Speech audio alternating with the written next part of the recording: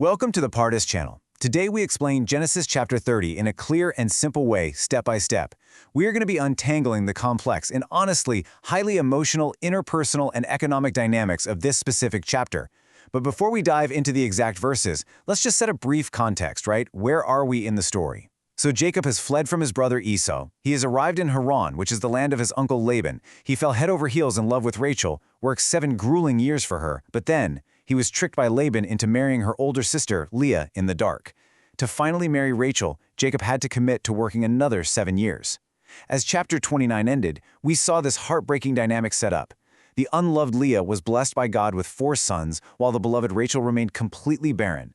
And that intense, painful reality is exactly where Genesis chapter 30 begins. So what does this all mean for us today? Well, here's the overarching question we're going to be answering. How did an ancient family feud and a seemingly random flock of speckled sheep literally build a nation? This chapter is broadly divided into 2 major halves, and they represent 2 massive, high-stakes conflicts. The first half is a fierce domestic rivalry. It is a literal battle of births between 2 sisters who are sharing one husband. It's incredibly tense. Then, the second half shifts gears completely into a battle of wits. It becomes an intense economic rivalry between Jacob and his deceptive father-in-law, Laban. So let's look closely at how the entire household of Israel takes shape under these immense, crushing pressures. Section 1. The Sisterly Rivalry. Rachel versus Leah. Okay, to really understand the emotional core of this rivalry, in verse 1, we absolutely have to remember the culture of the ancient Near East. In that time and place, a woman's status, her security, and her very identity were heavily tied to her ability to bear children, specifically sons who would carry on the family name, inherit the wealth, and provide for the family long term. Leah has 4 strong sons. Rachel has absolutely none. Verse 1 says, "When Rachel saw that she was not bearing Jacob any children, she became jealous of her sister. So she said to Jacob, 'Give me children or I'll die.'" Wow. This brilliantly and tragically illustrates Rachel's desperate emotional state. She isn't just sad, she feels a sense of social and emotional death. To be barren in her culture, especially while watching her sister effortlessly build a massive family with the exact same man they both share, it's an unbearable torment. So she lashes out. She directs her agony right at Jacob, demanding that he fix a situation that is fundamentally, biologically out of his control. And this brings us right to verse 2, and Jacob's immediate reaction. Now, you might expect Jacob to comfort his beloved wife, to maybe hold her and reassure her, but no, the text says, Jacob became angry with her and said, "Am I in the place of God who has kept you from having children?" This little exchange shows us the intense, suffocating pressure cooking within this household. Jacob is essentially saying, listen, I am not God. God is the one who opens and closes the womb. And while his theology here is accurate, his delivery completely lacks empathy, doesn't it? He points out a really hard truth. He has already fathered 4 healthy children with Leah. So the physical inability to conceive, in his view, rests entirely with Rachel and with God's will. He takes it personally, feeling unfairly blamed. But what does this do to Rachel? It leaves her feeling entirely alone and unsupported, which prompts her to take some pretty extreme matters into her own hands. Section 2. The handmaid's sons. Bilhah and Zilpah enter the picture. Because Rachel cannot have children herself, in verses 3 through 8, she resorts to a well-known ancient legal and social custom. She gives her handmaid to her husband to act as a surrogate. We actually saw this exact same thing earlier in the book of Genesis when Sarah gave Hagar to Abraham. Rachel says in verse 3, "Here's Bilhah, my maidservant. Sleep with her so that she can bear children for me, and that through her I too can build a family." And this brilliantly illustrates how the names of the resulting sons directly reflect this escalating battle of births. Jacob sleeps with Bilhah, and she bears a son. Rachel names him Dan. Now in Hebrew, the word Dan means he has judged or he has vindicated. Rachel basically says, God has vindicated me, he has listened to my plea. Then Bilhah bears a second son, and Rachel names him Naphtali, which translates to my struggle. She openly declares, I have had a great struggle with my sister and I have won. She is viewing these surrogate children as her own personal victories over Leah. But guys, the battle doesn't end there. In verses 9 through 13, Leah realizes she has temporarily stopped having children. Not wanting to lose her sheer numerical advantage, Leah does the exact same thing. She takes her own maidservant, Zilpah, and gives her to Jacob as a wife. Zilpah gives birth to a son, and Leah names him Gad, which means good fortune or a troop is coming. Then Zilpah has a second son, and Leah names him Asher, meaning happy. She proclaims, "How happy I am, the women will call me happy." The tension here is just palpable.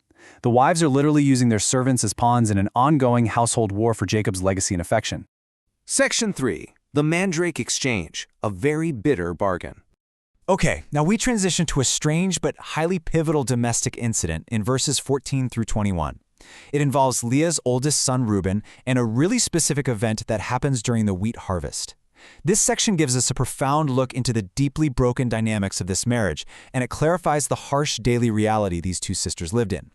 Verse 14 tells us, "During wheat harvest, Reuben went out into the fields and found some mandrake plants, which he brought to his mother Leah." So, what exactly are mandrakes? Well, in the original Hebrew text, they are called dudaim. They are a type of leafy plant found out in the Middle East that produces a small, fragrant, yellowish fruit. In the ancient world, these plants were widely believed to be an aphrodisiac and a potent fertility treatment. They were seen as something that could practically guarantee a barren woman would conceive. Naturally, Rachel, who is still desperately trying to get pregnant herself, sees these mandrakes and immediately requests them from Leah. She walks right up and says, "Please give me some of your son's mandrakes." Leah's response in verse 15 is just heartbreaking. It is so full of raw, unfiltered emotion. She says, "Wasn't it enough that you took away my husband? Will you take my son's mandrakes too?" Let's just pause and look at this for a second. Up to this point, Leah has given Jacob 4 biological sons, plus 2 more through her handmaid. That's 6 sons. Yet despite all of that, she still feels entirely unloved. She literally views Rachel as the woman who took away her husband. Rachel, on the other hand, has Jacob's primary, unmistakable love, but lacks the one thing Leah has: biological children. This bitter tension leads to a cold, calculated transaction. Rachel wants those fertility roots so badly that she trades a night with Jacob in exchange for the plants. She says, "Fine, he can sleep with you tonight in return for your son's mandrakes." And when Jacob comes in from the fields that evening, Leah marches out to meet him and literally tells him, "You must sleep with me tonight. I have hired you with my son's mandrakes." It's incredibly transactional. So what is the result of this bizarre exchange? Ironically, the mandrakes do not immediately help Rachel at all. Instead, the text says, God listens to Leah. Leah conceives and bears a 5th biological son. She names him Issachar, which sounds just like the Hebrew word for reward or hire. She says God rewarded her because she gave her maidservant to her husband, but it's also heavily hinting at the fact that she literally hired Jacob for that specific night. Then she conceives again and bears a 6th son, naming him Zebulun. This means honor or precious gift. She hopes out loud that maybe, finally, having given him 6 sons, this will make her husband truly honor her. Finally, verse 21 notes she gives birth to a daughter and names her Dinah. So by this point, Leah's biological family is massive. She is single-handedly building the house of Israel. Section 4. The birth of Joseph. Rachel is finally remembered. After years and years of sheer agony, of waiting, of complex maneuvering with handmaids and bargaining for roots in the field, we reach a major turning point in verse 22. The text gives us a simple, incredibly powerful sentence. Then God remembered Rachel. He listened to her and opened her womb. In verse 23, she becomes pregnant and finally, at long last, gives birth to a son of her own. She immediately exclaims, "God has taken away my disgrace." The Hebrew word here for taken away or gathered up is asaph. Her barrenness, which again was considered a profound social and personal disgrace in that specific culture, has finally been lifted off her shoulders. The 14 years of feeling totally inadequate next to her older sister have finally reached an emotional resolution. But Rachel is always looking ahead. In verse 24, she names him Joseph, which is Yosef in Hebrew, meaning may he add. She literally prays, "May the Lord add to me another son." So the name Joseph actually holds a brilliant dual meaning in the text. Asaph, meaning God has taken away my shame, and Yosef, meaning may God add another. Now what's absolutely crucial about this is what happens immediately after in verses 25 and 26. The birth of Joseph acts as a major catalyst for the rest of the chapter. Jacob goes straight to his father-in-law Laban and says, "Send me on my way so that I can go back to my own homeland. Give me my wives and children for whom I have served you, and I will be on my way." The 14 years of contracted labor for Leah and Rachel are officially over. Jacob is ready to go home. Section 5. Jacob and Laban's deal. The economic rivalry begins. This transitions us entirely out of the domestic conflict of the wives and squarely into a battle of wits between two men. We are now looking at the intense economic rivalry between Jacob and Laban, which covers verses 27 through 34. Jacob wants to pack up and go back to Canaan. But Laban is a deeply shrewd businessman, and he knows a good thing when he has it. He absolutely does not want his free, highly effective labor force to just walk away. In verse 27, Laban tries to flatter and essentially bribe Jacob to stay. He says, "If I have found favor in your eyes, please stay. I have learned by divination that the Lord has blessed me because of you."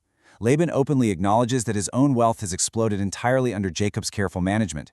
Jacob confirms this fact in verses 29 and 30, reminding Laban, "You know how I have worked for you. The little you had before I came has increased greatly. But now, when may I do something for my own household?" Jacob knows he needs to build his own independent wealth to support his large, newly formed family. He can't just be a servant forever. So Laban finally asks, "What shall I give you? What are your wages?" So the crucial point is the incredibly unique deal they strike in verses 31 through 34. Jacob says, "Don't give me anything. Just let me go through your flocks today and remove every speckled or spotted sheep, every dark-colored lamb, and every spotted or speckled goat. They will be my wages." Now, on the surface, Jacob is proposing what seems to be a highly unfavorable deal for himself. You have to understand that in the Middle East, sheep are typically solid white, and goats are typically solid black or dark brown. Speckled, spotted, or striped animals are genetic anomalies. They are the rare minority. Jacob is saying that his honesty will be super easy to prove going forward. If he has any solid-colored animals in his herd, Laban can just consider them stolen. Laban, calculating the odds and thinking he is getting the absolute better end of the deal, happily and quickly agrees. Section 6. The Speckled Flocks. Laban's Deceit and Jacob's Strategy. Let's look really closely at the agricultural maneuvering that follows this deal, starting in verses 35 and 36. Unsurprisingly, Laban is incredibly deceitful. The very same day they make the deal, before Jacob can even go and separate his wages, Laban secretly goes in and removes all the male and female goats that have any streaks or spots and all the dark-colored lambs. He gives them to his own sons and moves them a full 3-day journey away. Laban literally steals the exact genetic stock Jacob was counting on to breed his wages. He leaves Jacob with only the pure, solid-colored flocks, making it seemingly biologically impossible for Jacob to breed the spotted and speckled animals he is owed. But Jacob doesn't give up. He doesn't complain. Instead, he employs some bizarre but highly effective ancient animal husbandry tactics to turn the tables. In verses 37 through 39, the text describes Jacob taking fresh-cut branches from poplar, almond, and plane trees. He physically peels the bark back in strips, exposing the white inner wood, making the branches themselves look striped and speckled. Then he places these peeled branches directly in the watering troughs where the flocks come to drink. When the solid-colored flocks were in heat and came to drink, they mated right in front of these striped branches. According to the simple, plain reading of the text, what we call the pashhat, the direct result was that they bore young that were streaked, speckled, and spotted. Against all odds, Jacob outsmarts Laban's trickery. Furthermore, Jacob uses a really clever form of selective breeding in verses 40 to 42. He didn't just put the branches out for all the animals randomly. The text tells us he carefully separated his newly born spotted flocks. And whenever the stronger, healthier females were in feet, Jacob would place the branches in the troughs so they would mate near them and produce strong spotted offspring for him. But if the animals were weak, feeble, or sickly, he wouldn't use the branches at all. What was the result of this careful observation? The weak, solid-colored animals went to Laban, and the strong, robust, speckled animals went to Jacob. It was an absolute masterclass in ancient strategy. He ensured that the best genetics, the strongest animals, belonged entirely to his well-earned wages. And this brings us right to the final verse of the chapter, verse 43. Let's summarize the massive new wealth Jacob accumulates through this years-long process. The text concludes by saying, "In this way the man grew exceedingly prosperous and came to own large flocks and maidservants and menservants and camels and donkeys." Think about where he started. Jacob went from arriving with absolutely nothing, being a completely dependent laborer, working essentially for free just to pay off a bride price, to becoming a wealthy, independent patriarch with a massive household and a booming livestock business. He successfully built his own economic independence right under the nose of his highly deceitful uncle. Before we finish up, I want us to really look at this number, 14. This represents the grueling 14 years Jacob had already served just for Laban's daughters, before he ever earned a single sheep for himself. So what are the key, simple ideas and practical life lessons we can take from the plain text of this exact chapter? First, we clearly see the destructive nature of comparison and favoritism. The jealousy between Rachel and Leah caused immense daily pain in their home. It reminds us that constantly looking at what others have instead of focusing on our own blessings only breeds misery and division. Second, we learn a massive lesson about patience, resilience, and honest hard work. Jacob was cheated repeatedly by Laban, first with his wives, then with his wages. Yet Jacob continued to work diligently. He didn't resort to violence. He didn't run away in the night just yet. He used his intelligence, his deep understanding of the flocks, and his reliance on God's blessing to eventually secure his family's future. It teaches us to remain steadfast, keep our heads down, and work smart, even when we are dealing with deeply unfair systems or deceitful people. We end today's explainer with a really provocative question to ponder as we look ahead. Jacob has officially outsmarted Laban and built a massive fortune right in Laban's own territory. But how in the world will Laban and his greedy sons react when they fully realize that all the best wealth has transferred to Jacob? I can tell you the tension is only going to escalate from here.